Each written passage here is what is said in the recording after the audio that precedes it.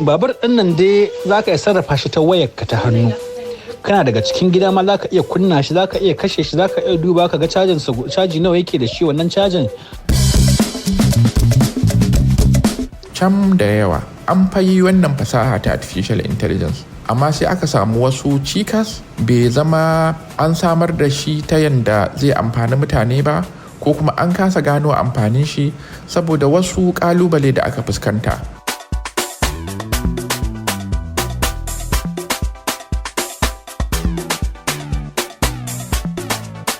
Mai sauraro Assalamu alaikum, Bashir Sharfadi ke muku sallama a kashi na 52 na shirin Zamani Abokin Tafiya da ke zuwa muku daga nan Freedom Radio muryar jama'a. Shiri ne da ke duba kan fasahar zamani ta AI mai aiki da basira tamkar mutum. Shirin kan kuma kawo muku manyan labaran da ke ɗaukar hankali musamman a duniyar kimiyya da fasaha. A yau ma, shirin zai soma ne da darasinmu na yau da kullum, wanda shehin malamin kwamfuta Dr. Tajuddin Rabi'u Gwadabe ke yi mana. Kuma a yau ma daktan ya ci gaba da bayani akan inda ya tsaya. Assalamu alaikum mai sauraro. Kamar yadda muka yi alkawari, yau ma za mu ci gaba da kawo bayani a bisa wasu mutane da suka ba da gagarumin gudunmawa a bangaren artificial intelligence a duniya. A jiya mun ambaci Timnit Gebru, wadda muka ce mace ce a Afirka, sannan kuma mun ce wadda ta koya mata karatu ko wadda ta yi karatu a wajenta a matakin PhD. Fefe Lee ita ce wacce za mu duba ga tarihinta da kuma menene gudunmawar da ta bayar a bangaren artificial intelligence. Ita Fefe Lee 'yar asalin kasar China ce, kuma an haife ta ne a shekara ta 1976. Amma lokacin da ke kamanin shekara 16 ta koma kasar America. Ɗaya daga cikin babbar gudunmawar da ita wannan Fefe Lee ta bayar shine na yin wata dataset wadda ake kira da ImageNet. Ita wannan dataset ɗin ta ImageNet ana amfani da ita ne a ɓangaren computer vision domin koyawa kwamfuta yacce za ta gane mutane da abubuwa wanda suka haɗa da na gani.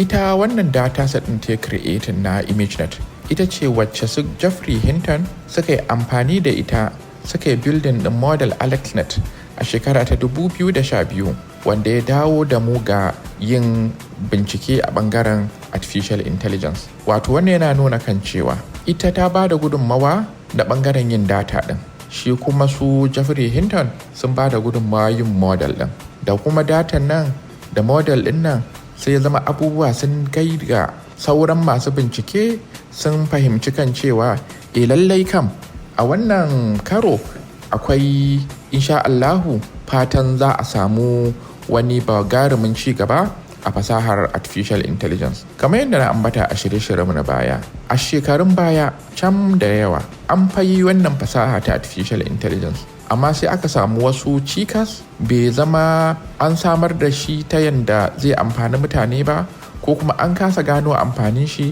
saboda wasu kalubale da aka fuskanta, ko rashin data ko rashin irin kwamfutar da za a iya amfani da ita a yi training din.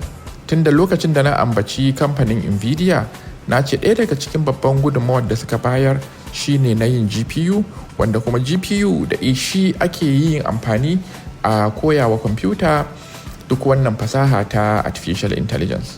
A takaicen dai takaicewa, abinda nake so in ce shine ita fasahar artificial intelligence kusan a wannan zamani ko a wannan karni ta fara samun ci gaba ne. Kusan an gano kan cewa za a iya samun ci gaba daga shekara ta 2012, kuma kamar yadda na ambata su Geoffrey Hinton su ne suke binciken da ya ɗora ɗamba na kan cewa to za fa iya dawowa a cika da wannan fasaha, kuma su ma sun yi amfani ne da datar da ita wannan Fefe Lee ta da ɗalibanta suka samar.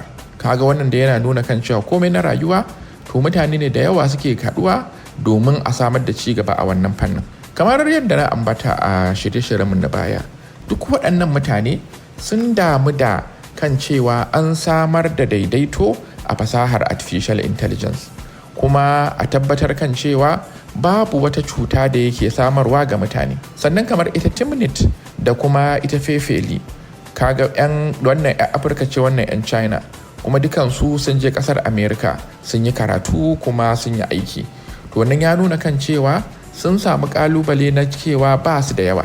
To dukansu suna da ƙoƙarin kan cewa wasu irinsu ko mata ko kuma 'yan Afirka ko 'yan China ko wasu dai da ba su da galihu, misali idan a ƙasar Amerika ne, ya zama kan cewa sun taimaka musu domin ya zama cewa su ma sun yi ƙoƙarin shiga cikin ɓangaren bincike, musamman ɓangaren bincike dai na artificial intelligence. Ita ma Fefeli, kamar wasu daga cikin wanda muka ambata, ta yi aiki ɗan kaɗan na 'yan shekaru kaɗan a kamfanin Google, wanda ya ƙara tabbatar da matsayin Google a ɗaya daga cikin manyan kamfanonuwa da suke jagorantar wannan fasaha ta artificial intelligence. Za mu tsaya a bayaninmu na waɗannan mutane a yau insha Allahu, sannan kuma a shirinmu na gaba za mu ƙara fuskantar wani abin da za mu yi bayani a bisa shi ci gaba da aka samu na AI a duniya. Na gode. A gaida Dr. Tajuddin Rabiu Gwadabe. Yanzu kuma za mu gayyato muku Dr. Bello Habib Galadanci, wato Dan Bello, wanda yake kawo mana ire-iren fasahar AI da aka samar yanzu haka a duniya. Jama'a assalamu alaikum. A wannan zamani da muka saba da babura kamar su Jincheng ko Ladies ko Vespa, to a wannan harkar ta ci gaba a kasashen da suka yi gaba sosai, saboda a yanzu haka akwai babura waɗanda suke amfani da AI ɗin nan, kuma dama da batir suke amfani magana farko. Amma wani bangare ne AI wanda zai baka mamaki ne da yake aiki. Babur ɗin nan dai zaka iya sarrafa shi ta wayarka ta hannu.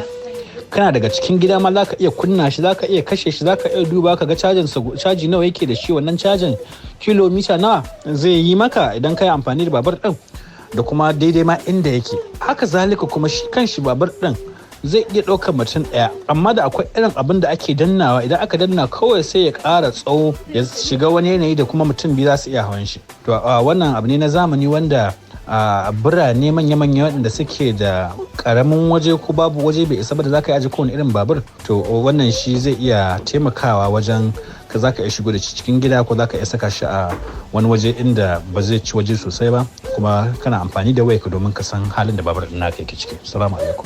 Dr. Bello Habib Galadanci kenan, wato Dan Bello. Mai sauraro, shirin Zamani Abokin Tafiya kuke saurara daga nan Freedom Radio muryar jama'a. Shirin da ke kawo muku batutuwan da suka shafi fasahar AI da abubuwan da ta kunsa, tare da wasu damarmakin da za ku iya cin gajiya daga intanet, tare da ni Bashir Sharfadi. Social media duniyar matasa, miya da alkhairi kar miya da zamba.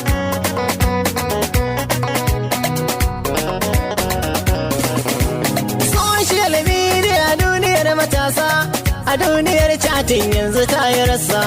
Yasa zakatan wasu sun shagalta wasa, yasa waɗansu a hansar su ringa gasa. Maza da yan mata kan ku zan yi casa, har da matan gidan ma ba sa giji ba. To barkanmu da dawowa. Yanzu kuma lokaci yayi da zamu je ga wakiliyar mu Aisha Adamu Sadiq, wadda za ta dora a darasin da ta so mu kawo mana kan kasuwanci ta intanet. A yau za mu dora da kawo muku dabarun da za ku bi don samun nasara wajen tallata hajar ku a intanet. Abu na farko shine zaɓar nau'in kasuwancin da za ku yi tare da samar masa alamar da jama'a za su gane shi, su kuma shaida shi. Wannan ya ƙunshi samar da suna ya zama mai ma'ana kuma a takaice, wanda ba zai wahalar da mutane wajen faɗa ba. Yi wa kasuwanci tambari, wato logo mai ma'ana, zaɓar kala da ta dace da nau'in kasuwancin da mutum ke yi da tsayuwa a kanta. Ba a son mutum ya rika yawan sauya launin da ya zaɓar wa sana'arsa. Abu na gaba shine buɗe asusu a kafafen sada zumunta, wanda hakan zai baka damar neman jama'a, kuma a nan ne za ka rika ɗora abubuwan da kake sayarwa ko abin da kake yi, wato hajarka. A gware-gware dai, wannan shine shagonka ko ofishinka na intanet. Samar da adireshin da za ka rika mu'amala da abokan cinikayyarka, wato samar da lambar waya da adireshin email na shagonka ko in ce kamfaninka. Za mu tsaya a nan, a gobe idan Allah ya kai mu za mu ɗora kan irin abubuwan da ya kamata ka rika wallafawa a shafukanka na kasuwanci. Shin wace tambaya kuke da ita game da kasuwanci ta intanet? Za ku iya aiko mana ta lambar wannan shirin. Aisha Adamu Sadiq, Freedom Radio. To yayin da Aisha Adamu Sadiq ke fafutukar kawo muku wannan rahoto, ita kuwa Shamsiya Faruku Bello ta tattaro muku wasu shafukan AI da za ku iya garzayawa yanzu haka a wayoyinku na hannu domin tsindamawa cikin alheri dumu-dumu. Ga dai Shamsiyan da karin bayani. To a yau za mu kawo muku wasu shafukan artificial intelligence guda 5 da za ku iya amfani da su a wayoyinku na hannu domin amfanin yau da kullum. Character.ai shafi ne da zai baka damar hira kala-kala tamkar kana yi da mutum domin ɗebe kewa. elsaspeak.com wanda zai baka damar kwarewa a harshen Turanci domin zai ringa koyar da kai dabarun gwanin cewa a yaren na Nasara. AIwriter.com shine shafi na 3 wanda zai maka aikin rubutu, wasiƙa, saƙon email ko bayar da amsa ko rubuta project, assignment da dai sauransu. Sweetkey.com shine shafi na 4 wanda zai maka aikin nakaltar salon yadda kake rubutu a wayarka. Ta haka ne a gaba idan ka zo rubutu zai iya ƙara maka abin da kake so kuma ya tashi a yadda ka saba yin rubutu a yau da kullum. Dandali na 5 shine Socratic.org. Kacoka an samar da shi ne domin yi wa ɗalibai assignment da kuma koyar da su darussan kwasa-kwasan da suke karantawa da zarar ɗalibi ya zaɓi darasin da yake. Dandalin zai bashi zaɓin ɓangaren da yake son ƙwarewa sai ya ci gaba da samun horo a kai. Wannan abubuwa baki ɗaya abu ne da za ku iya gwadawa a kan wayoyinku. Shamsiya Faruk Bello, Freedom Radio. To maman Basma sani da kokari da fatan kema kina garzayawas. Yanzu kuma sai fannin mu na ga wani abakan matar sarki tare da Abubakar Musa Labaran mai gemu.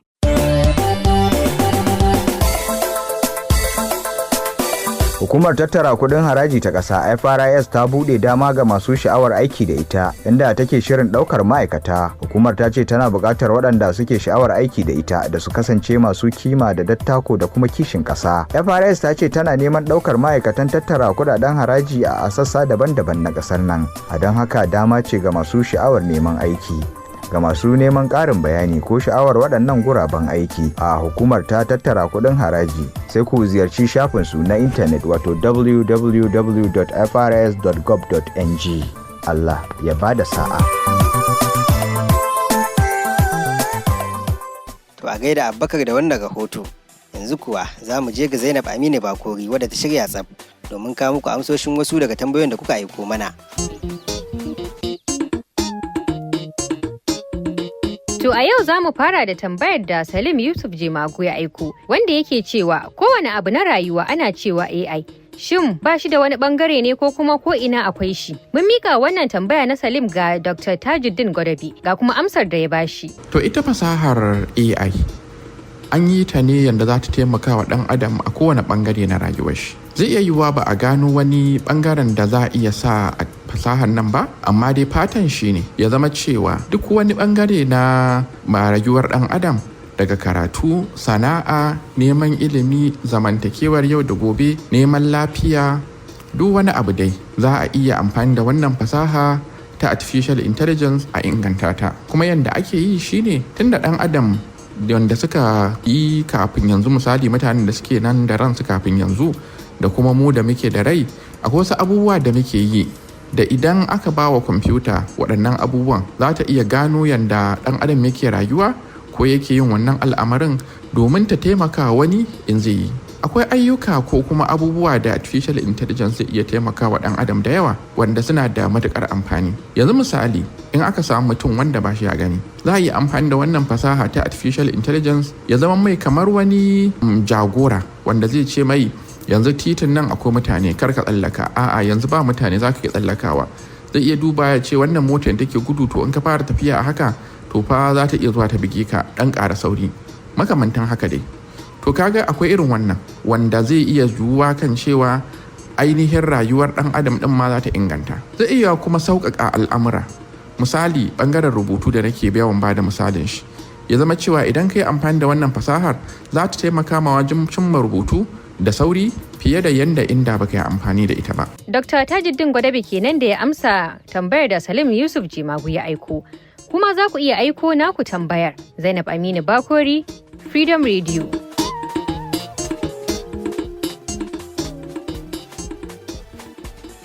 To domin shiga zauren mu na WhatsApp don aiko da tambayoyi ga wannan shiri sai ku tuntube mu a 0903583253 0903583253 ko ta kafafen mu na sada zumunta a Freedom Radio Najeriya. Muna nan muna dakon sakonninku. Kuma da wannan ne shirin na yau ya zo karshe. A madadin dukkan yan uwa da kuka ji muryoyinsu da hukumar gudanarwar Freedom Radio. Bashir Sharfadi da na gabatar nake cewa mu kasance lafiya.